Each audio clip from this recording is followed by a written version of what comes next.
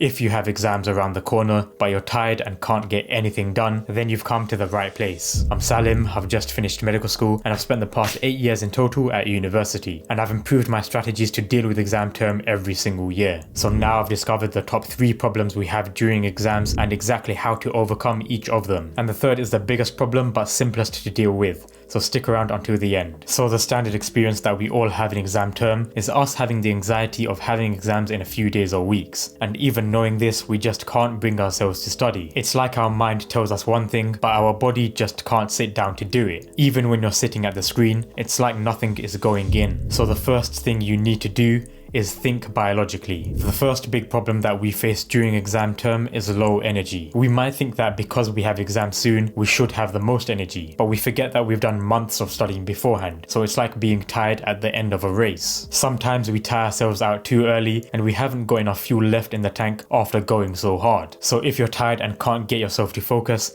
you need to refuel as soon as possible if you're going to want to get back to top level performance. I remember when it was my first year of graduate entry med school, and I spent weeks studying all day every day without taking any actual breaks. And at one point I strained my eyes by using my laptop so much that I physically couldn't see clearly anymore. Like my eyesight was just completely blurry even with these glasses on. So stop beating yourself up over being tired and give yourself some rest. If you're really not able to do any work, just spend a day relaxing and sleeping properly. But that doesn't mean going on your phone all day or watching a Netflix show. It means talking to your friends, going on walks, and generally doing things that make you feel better. After that, make sure you split your day into smaller chunks and give yourself regular rewards in between work sessions. This will keep your energy up and allow you to keep going when you've gone through months of revision before. And now the other problem that we get into during exam term is psychological, where you'll get a form of apathy. And this is where you've wanted something for so long, in this case being that you want to get these exams over and done with, but when they're right around the corner, it feels like it doesn't really matter anymore. If this is you, your problem is low motivation. And so how do you restore motivation to get exams done? This is going to sound weird,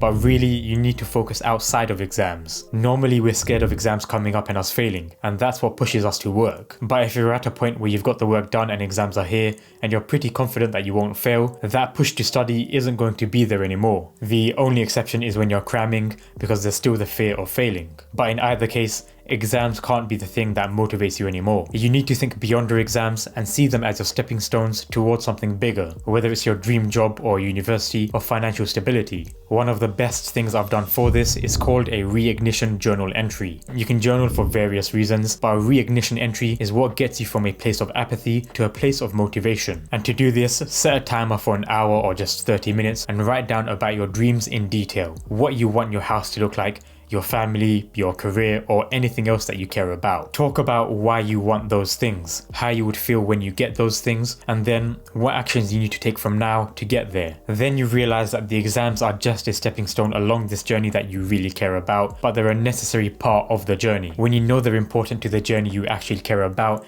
it becomes much easier to study for exams for that little bit longer. Now for a quick update, I'm working on building an online course and community and would highly appreciate your feedback and input. So check out the links in the description. It would help me out a lot if you would provide some feedback in terms of what you find helpful from my videos and what you feel would help even more as part of a course or community. Thank you in advance, and now back to the video. And now the final problem you face is even more dangerous than low energy or low motivation for exam term. Sometimes you think about working and feel like it's not going to make a difference. Like the exams are too hard and that you're never going to understand things. It's like your mind gives you negative self-talk whenever it's anything to do with exams, and that means you just give up with even trying. If this is your problem, you're suffering from low confidence. If you get this, it's probably because of previous events that have made you feel that way. It might have been a previous exam term where things went worse than you expected, or because there is a lot of pressure from people in your life to have it all figured out. But the key thing here is to restructure the negative beliefs in your mind into ones that serve you. Overcoming this is simple, but if I'm honest, it can be quite hard. But the best thing I've found to give me confidence is called a cognitive challenge. You write out all your fears, whether it's that you're not good enough, that the exams are too hard, or that you need to be perfect. Then write out all the evidence that disproves those fears. So if you're feeling that exams are too hard, you can remember that you thought every exam you ever did was too hard, but you still managed it anyway. If you think you're not good enough, remember the times that you felt that way and how you still accomplished what you wanted. Challenge those fears and they'll never hold you back again. I've had this a lot at med school where I didn't feel like I did well for an exam, and a lot of my friends felt the same. But in the end, we always do well in them,